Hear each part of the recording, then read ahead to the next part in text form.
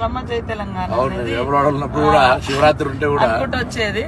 ఆ తర్వాత నేను అక్కడ అప్పుడు ఎమ్మెల్యేగా ఉన్నగా 2009 నుంచి 14 వరకు.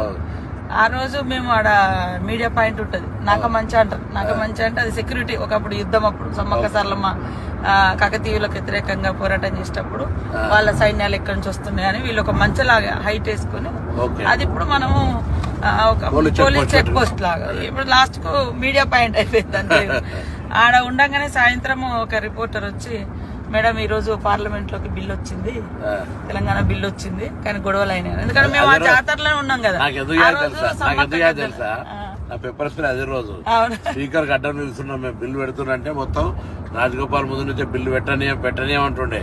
ఎట్లా పెట్టనీయరు ఏందనే దాని మీద మేము మొత్తం ఎంపీలు అందరం స్పీకర్ కు హోమ్ మినిస్టర్ అడ్డం నిలబడ్డాం కదా. పేపర్ స్ప్రే కొట్టింది. అందుకే ఆ రోజే అమ్మవారు వచ్చి మాకు, ఎందుకంటే తల్లి అమ్మవారిని విశ్వాసం బాగా నుంచి కూడా అమ్మవార్లను మొక్కుడు, మన జనరల్ గ్రామ దేవతలు వీక సెక్షన్ కాబట్టి బాగా ఎక్కువ విశ్వాసం కదా. సో అదే రోజు నాకు తెలుసు పెప్పర్ స్ప్రే కొట్టడం మనం బచాయించడం అనుకుంటున్నాం. మేమంతా బచాయించడం బిల్ ఇంట్రడ్యూస్ అయింది ఆ రోజు. అది చరిత్ర. అమ్మలు కూడా మాకు కూడా చాలా అంటే ఆ బిడ్డలుగా తర్వాత ఆ ప్రాంతం గారే మన దేవుడి మొక్కు చాలా మంది మొక్కుకున్నారు.